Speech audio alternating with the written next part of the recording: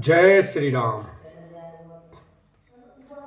सहज सरल सुनि रघुवर बानी, साधु साधु बोले मुनि ज्ञानी। कस न कहु अस रघुकुल के तू, तुम पालक संतत श्रुति से तू। श्री राम जी की सहज ही सरल वाणी सुनकर ज्ञानी मुनि वाल्मीकि बोले, धन्य धन्य हे रघुकुल के ध्वजा स्वरूप, आप ऐसा क्यों ना कहेंगे।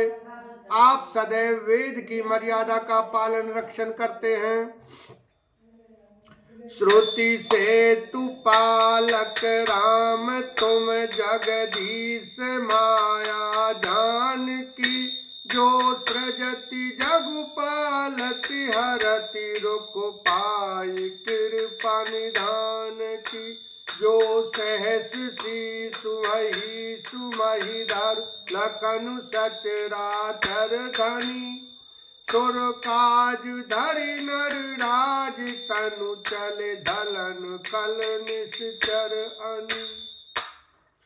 हे राम, आप वेद की मर्यादा के रक्षक जगदीश्वर हैं और जानकी जी आपकी स्वरूप भूता माया है। जो कृपा के भंडार आपकी रुख पाकर जगत का सृजन पालन और संहार करती हैं। जो हजार मस्तक वाले सर्पों के स्वामी और पृथ्वी को अपने सिर पर धारण करने वाले हैं, वही चराचर के स्वामी शेष जी लक्ष्मण हैं। देवताओं के कार्य के लिए आप राजा का शरीर धारण करके दुष्ट राक्षसों की सेना का नाश करने के लिए चले हैं। बचन अगोचर बुद्धि पर, राम स्वरूप तुम्हार। नेति नेति नित निगम कह, अविगत अकथ अपार। लखन सिया राम, जय जय राम। हे राम, आपका स्वरूप वाणी के अगोचर, बुद्धि से परे, अव्यक्त, अकथनीय और अपार है।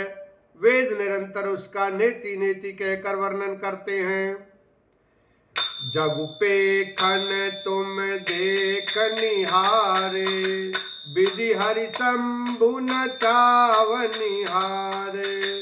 तेऊ न जाने मरम तुम्हारा, और तुम्हीं को जान निहारा। हे राम, जगत दृश्य है, आप उसके देखने वाले हैं।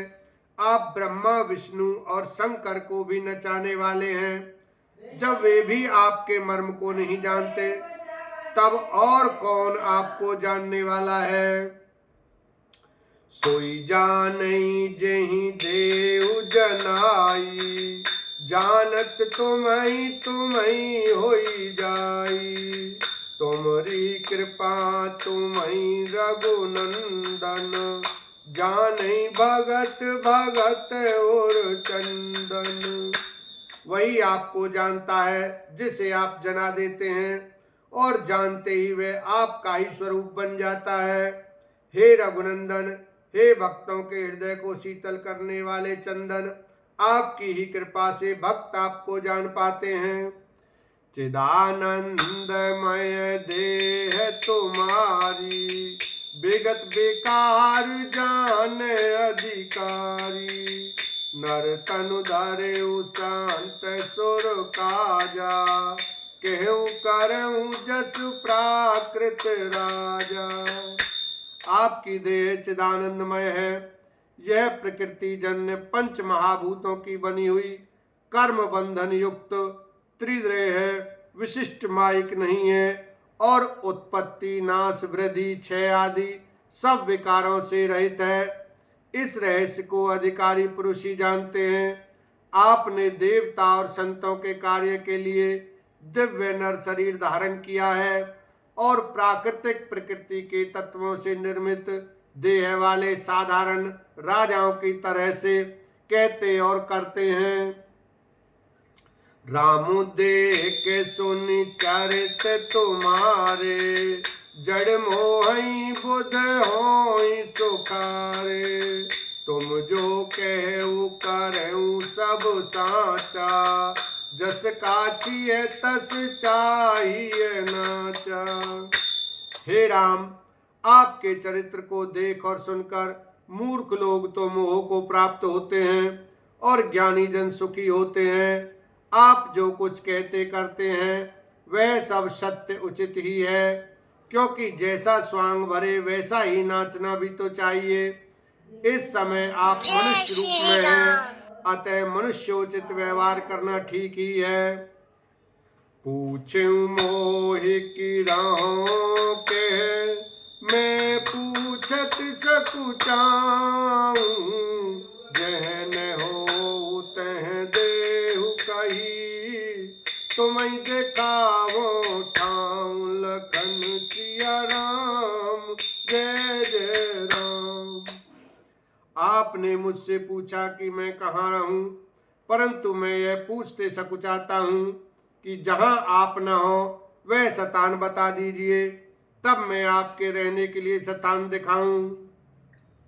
सुन मुनि बचन प्रेम रस साने, सकुचि राम मन मऊ मुस्काने, वाल्मीकि हंसी कहीं बहोरी, बानी मधुर अमीय रस बोरी।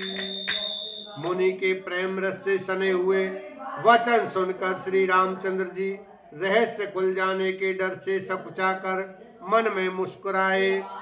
वाल्मीकि जी हंसकर फिर अमृत रस में डुबोई हुई मीठी वाणी बोले, सुनहु राम अब कहूं निकेता, जहाँ बसऊं सिय लखन समेता, जिनके श्रवण समुद्र समाना, कथा तुम्हारी सुभग सरिनाना। हे राम जी सुनिए, अब मैं वे स्थान बताता हूँ जहाँ आप सीता जी और लक्ष्मण जी समेत निवास करिए, जिनके कान समुद्र की भांति आपकी सुंदर कथा रूपी अनेकों सुंदर नदियों से भरहि निरंतर होई न पूरे, तिनके ही तुम कहूँ गृह रूरे, लोचन चातक जिन करी राखे, रहीं दास जलधर अभिलाषे। निरंतर भरते रहते हैं परंतु कभी पूरे तृप्त नहीं होते। उनके हृदय आपके लिए सुंदर घर हैं, और जिन्होंने अपने नेत्रों को चातक बना रखा है, जो आपके दर्शन रूपी मेघ के लिए सदा लालायित रहते हैं।